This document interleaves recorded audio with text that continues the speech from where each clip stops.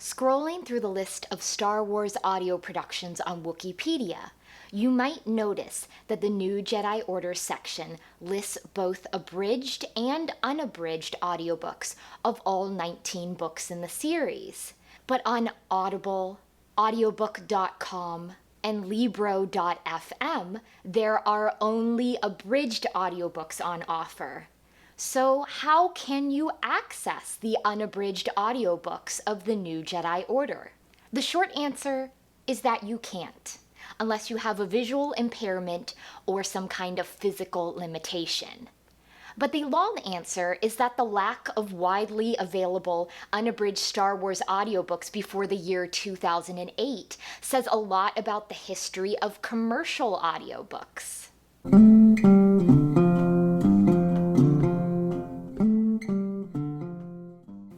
Spoken word recordings first became possible with the invention of the phonograph in 1877, and many short recordings were sold on cylinder in the late 1800s and early 1900s. However, the round cylinders were limited to about 4 minutes each, while flat platters only increased the recording limit to 12 minutes. One early listener complained that he would need a wheelbarrow to carry around talking books recorded on discs with such limited storage capacity. In 1931, the Library of Congress established the Talking Book Program, which provided reading material for veterans injured during World War I and other visually impaired adults. Their first recordings included sections of the Bible, the Declaration of Independence and other patriotic documents, plays and sonnets by Shakespeare, and abridged works of fiction. Recordings were made available on first vinyl and later on reel-to-reel tape, but neither of these formats were ideal for spoken word recordings of any great length. While talking books were primarily intended for blind readers, commercial audiobook companies slowly began to pop up. In 1952, Caedmon Records released their first spoken word recording, a collection of poems by Dylan Thomas and his prose work A Child's Christmas in Wales, both read by the author. Caedmon used LP records, invented in 1948, which made longer recordings more affordable and practical. Still, most of their releases were poems, plays, and other short works, due to the LP's limitation of a 45-minute playing time. But then came the cassette tape. Invented by the Philips Company in 1963, cassettes were small and easy to handle and offered a recording limit of 30 or 45 minutes of audio per side. The National Library Service for the Blind and Print Disabled, or NLS, began distributing cassette tape audiobooks in 1969, and commercially offered audiobooks soon followed. First instructional recordings in the early 1970s, then mail-order rental services from books on tape in 1975 and recorded books in 1978. By 1984, there were 11 audiobook publishing companies, and 4 years later, in August 1988, there were 40, including major publishers like Harper & Row, Random House, and Warner Communications. By the middle of the 1990s, the audiobook publishing business grew to $1.5 billion a year. Very profitable indeed.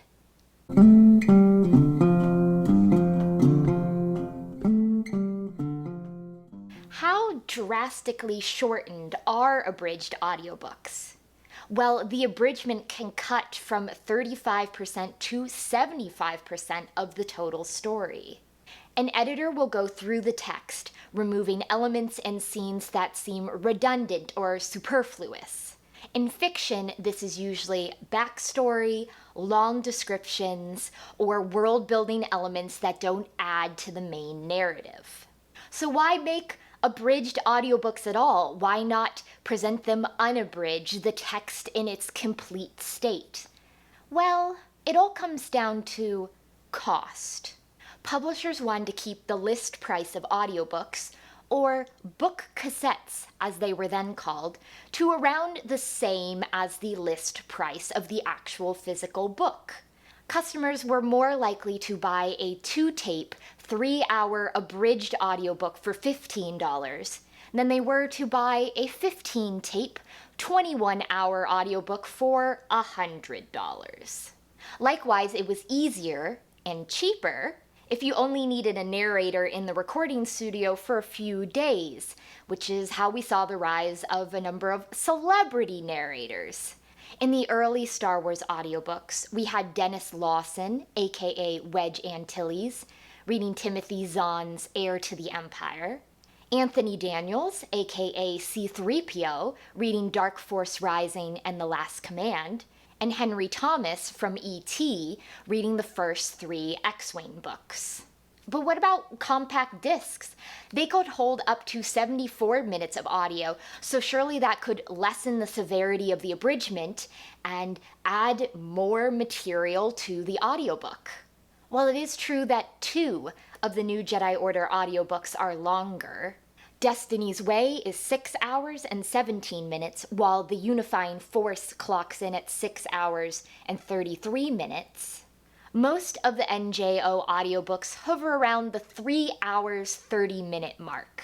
First, cost is king. Second, figures from the Audio Publishers Association show that abridged audiobooks were 39% of the total market in the year 2004. So people were still buying them. And third, Random House Audio was still releasing cassette tape audiobooks into 2002. If you look on eBay, you can still find listings for the book on tape version of Elaine Cunningham's Dark Journey. Random House Audio made the switch from cassette tapes to compact discs.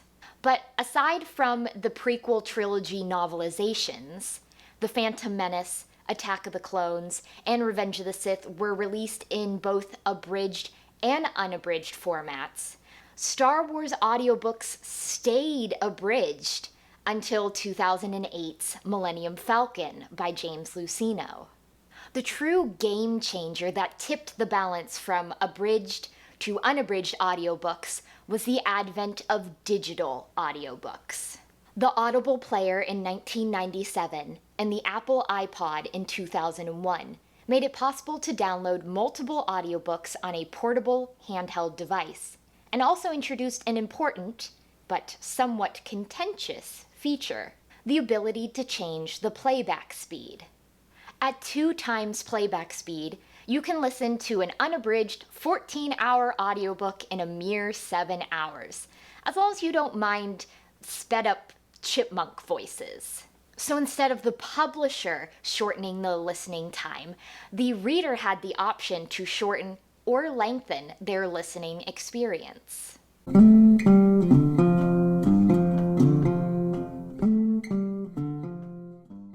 I talked a little bit about the Talking Book program, but here's a few more details. While most public libraries circulate commercially produced, publicly available audiobooks, audiobooks from the NLS are a little different. The NLS mainly contracts with commercial recording companies for book production, but also produces a number of titles each year at a professional in-house studio.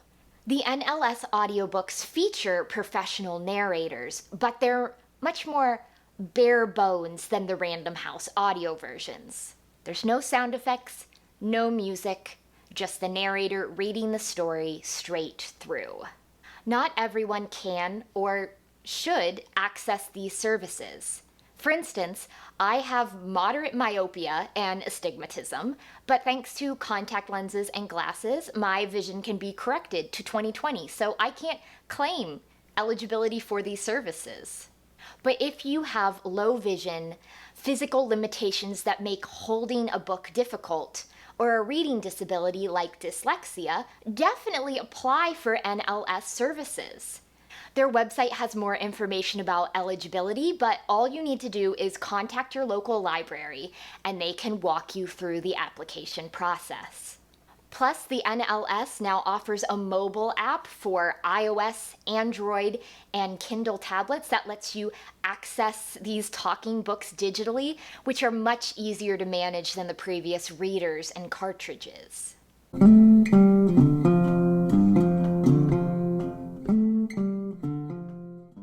Abridged audiobooks are now a relic of the past. The Audio Publishers Association stopped tracking figures for abridged audiobooks several years ago, as they really aren't a significant part of the market anymore. In 2016, they were just 3% of the market. While audiobooks are more expensive than ebooks or paperbacks, the rise of online audiobook memberships like, again, Audible or audiobooks.com or libro.fm make audiobooks easier to obtain and a little bit more affordable. And even if you're not eligible for the NLS, you can still get access to free digital audiobooks through your library, thanks to services like Overdrive or Cloud Library.